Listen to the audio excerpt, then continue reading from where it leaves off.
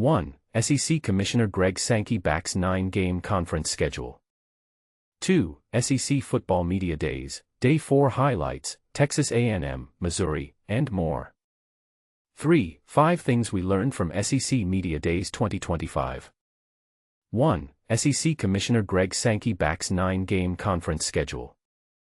College football stands at a pivotal moment where a scheduling debate decades in the making could reshape the entire postseason landscape. SEC Commissioner Greg Sankey just doubled down on pushing for a 9-game conference schedule, a potential game-changer that's been simmering since the Clinton years. Speaking at SEC Media Days, Sankey revealed this long-standing discussion might finally conclude within weeks or months. "We should be having adult conversations to reach a decision," he told ESPN, acknowledging coaches' concerns while stressing that a 9-game slate would promote great interest through the year. But here's where it gets controversial: this scheduling talk is directly tied to explosive playoff negotiations. The SEC leans toward a 16-team college football playoff model starting in 2026, featuring the 5 highest-ranked conference champions plus 11 at-large teams. However, the Big Ten is throwing down the gauntlet, demanding SEC and ACC adopt 9-game schedules before supporting this format.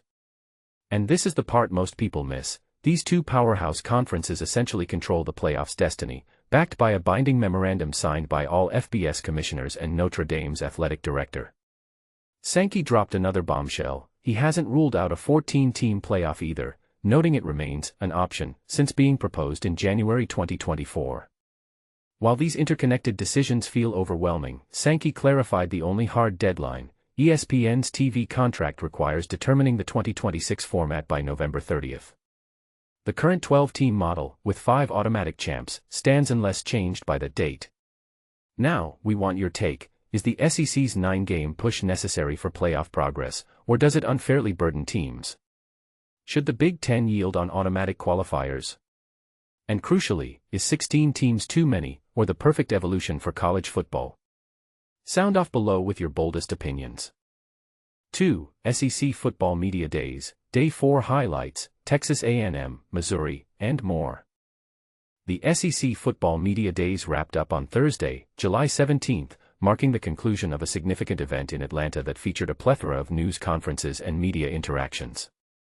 The final day of this much-anticipated, talking season showcased prominent figures such as Eliah Drinkwitz from Missouri, Mark Stoops from Kentucky, Sam Pittman from Arkansas, and Mike Elko from Texas A&M. Each coach, along with selected players from their respective teams, engaged with reporters during various breakout sessions. After a disappointing end to the previous season, where Texas A&M faltered with a 1-4 record following a strong start of 7-1, the team is under immense pressure to recover in the upcoming 2025 college football season. Sophomore quarterback Marcel Reed is gearing up for his inaugural full season as the starting quarterback for the Aggies, which adds to the anticipation surrounding the team. Missouri has made significant changes to its roster, bringing in 22 transfers, including Beau Pribula, a dual-threat quarterback from Penn State, and Damon Wilson III, a 5-star edge rusher from Georgia. Meanwhile, Arkansas aims to build on its successful 2024 season, while Kentucky is looking to bounce back from a disappointing 4-8 record. USA Today Sports provided comprehensive coverage of the final day of SEC Football Media Days, highlighting key moments and statements. Mike Elko's enthusiasm for year 2 at Texas A&M. Mike Elko, the head coach of Texas A&M, expressed his excitement about entering his second year with the program. After dedicating much of his first year to establishing a solid foundation, he is eager to see how the team progresses in the 2025 season.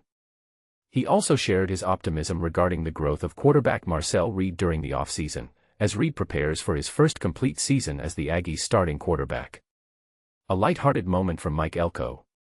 Before diving into his opening remarks, Coach Elko made a humorous comment to clarify that he would not be walking out to the Texas Fight song, especially after Texas coach Steve Sarkisian had previously done so. "For all of you that had the eyes of Texas as the song I was walking out to today, you lost your bet," he quipped, lightening the mood. Arkansas faces injury setback. Arkansas coach Sam Pittman announced that wide receiver Ismail Ceesay will not be available for the season opener against Alabama A&M due to wrist surgery. "He tore some ligaments in there. He'll likely be out for the season," Pittman stated, highlighting the challenges the team faces. Kentucky's defense poised to surprise. Kentucky defensive back Jordan Lovett urged reporters not to underestimate the Wildcats' defense this season.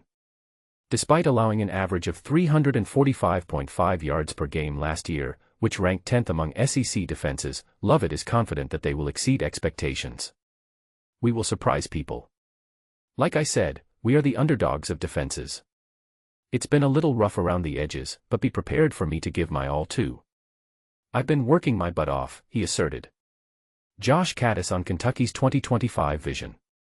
In an appearance on SEC Now, Kentucky tight end Josh Caddis discussed the team's outlook for the 2025 season following a challenging 4-8 record last year.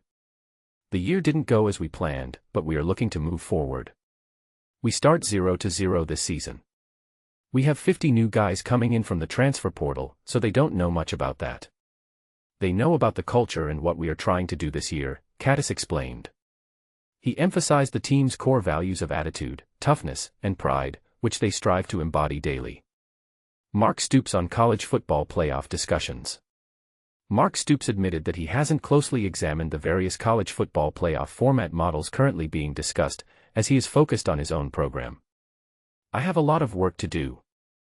I say that with a grain of salt, but it is true," Stoops remarked. He believes that expansion is beneficial and noted that there are many people analyzing the options presented in meetings. "Whatever it is, it is. It's like our schedule, whether we play 8 or 9 conference games," he added. Reflection on Kentucky's 2024 season. After a disappointing 2024 season, Stoops acknowledged the need for introspection within the program. "After last season, obviously not a very good year for us, we had to take a good look at it. We know the great teams that are in this league, and there have been many of us that had a year off here and there.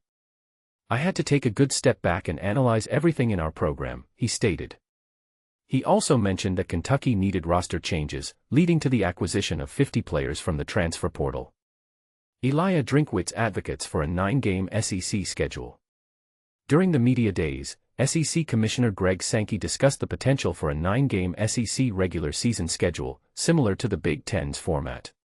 Coach Eliah Drinkwitz expressed his support for this idea, stating, "I've been for the 9th game. If it's for the players and fans, it's a 9-game schedule." However, he also acknowledged that an 8-game schedule might better suit Missouri's needs, allowing for more flexibility in scheduling. Dalen Carnell on Beau Pribula. In an interview with SEC Now, Missouri safety Dalen Carnell praised quarterback transfer Beau Pribula, who is competing for the starting job. "Anytime I go up to the facility to get some extra work in, he is already there. He is a real dedicated guy. He is about his business as well. He likes to get stuff done for sure," Carnell noted.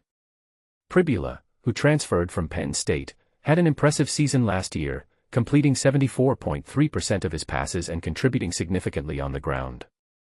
Renewed rivalry, Missouri versus Kansas. The long-standing rivalry between Missouri and Kansas, known as the Border War, is set to be rekindled on September 6 in Columbia. This rivalry was put on hold when Missouri transitioned to the SEC in 2012. Drinkwitz emphasized the importance of rivalries in college football, stating, "Rivalries are a great thing for college football. This one goes back a long way. It's very deep and something our team is keenly aware of." Quarterback battle at Missouri. When discussing the quarterback competition at Missouri, Drinkwitz mentioned that all 3 candidates, Beau Pribula, Sam Horn, and Matt Zollers, are in contention for the starting position for the opening game against Central Arkansas. "We got 3 quarterbacks. All a little bit different. All with different traits. I'm very excited about that room. Whoever emerges as the quarterback will be in a really good position because he won't have to do it alone," he explained. Expectations for Sam Horn. Despite being drafted by the Los Angeles Dodgers in the 17th round of the 2025 MLB draft, Drinkwitz expects quarterback Sam Horn to remain with the Missouri football program. Horn is a 2-sport athlete, also playing as a right-handed pitcher for the baseball team. Drinkwitz confirmed that Horn is still in the mix for the starting quarterback role as training camp approaches. A humorous moment from Eliah Drinkwitz. In a light-hearted moment, Drinkwitz made a playful jab at Texas coach Steve Sarkisian for walking out to Texas A&M's fight song during the media days. "Well, we got the right fight song, so that's important. It reminds me a little bit of Disney, just got back from Disney with the family. That fight song reminds me of Disney since they play it because if you didn't know, Walt Disney was born in Marceline, Missouri, he joked. Day 4 Speaker Schedule. The Day 4 speaker schedule at SEC Football Media Days was as follows, all times Eastern. 9:05 a.m., Missouri coach Eliah Drinkwitz, Dalen Carnell, safety, Connor Tollison, center, Zion Young, defensive end. 10:50 a.m., Kentucky coach Mark Stoops, Alex Afari Jr., linebacker, Jordan Lovett, defensive back, Josh Caddis, tight end.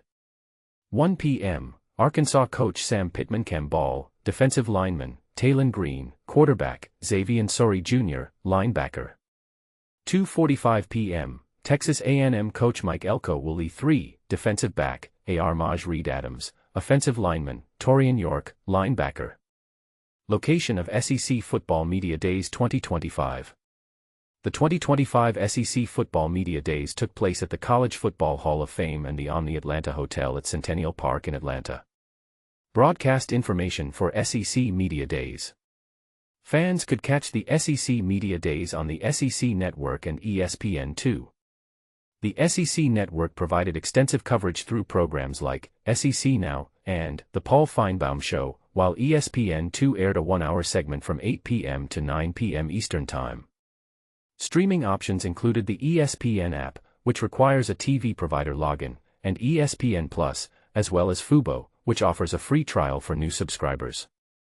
3. 5 Things We Learned from SEC Media Days 2025. This year's SEC Media Days in Atlanta brought together players and coaches from all 16 SEC teams, sparking intriguing discussions and revealing key insights into the upcoming 2025 season. From Steve Sarkisian's viral introduction mishap to the ongoing debate between the SEC and Big Ten, the event was packed with noteworthy moments. One of the standout themes was Texas' determination to finish the mission. After 2 consecutive college football playoff semifinal appearances, the Longhorns are eager to take the next step. Coach Sarkisian emphasized the importance of enjoying the journey while maintaining focus on their ultimate goal. New starting quarterback Arch Manning, who admitted the challenge of being a backup, is seen as a crucial factor in achieving this success. The SEC's standing as the top college football conference was another hot topic. Despite recent national championships by Michigan and Ohio State from the Big Ten, SEC players and coaches firmly defended their conference's dominance. Missouri head coach Eliah Drinkwitz highlighted the SEC's numerous achievements, including draft picks and viewership, as evidence of its continued supremacy. Decisions regarding the SEC schedule and the College Football Playoff (CFP) format remain pending. SEC Commissioner Greg Sankey indicated that a decision on the 2026 schedule, whether to maintain 8 or switch to 9 conference games, would be made soon. He acknowledged the increased difficulty but also the potential benefits of a 9-game schedule. On the CFP front, Sankey supports expansion but noted a stalemate between the SEC and Big Ten over the format. The departure of former Oklahoma quarterback Jackson Arnold to Auburn was also discussed.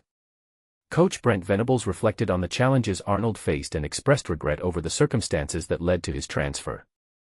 Arnold's return to Oklahoma for an SEC clash in September will be a highly anticipated event. The introduction of revenue sharing in college football was a significant point of discussion.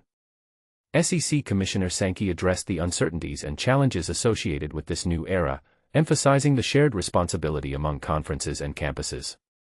Coaches had varied opinions on the new rules, with some expressing concerns about enforcement and others viewing it as a positive step towards leveling the playing field. As the college football world adapts to these changes, the ongoing discourse around revenue sharing and other issues is likely to evolve. Next year's SEC Media Days will undoubtedly bring new insights and developments to the forefront.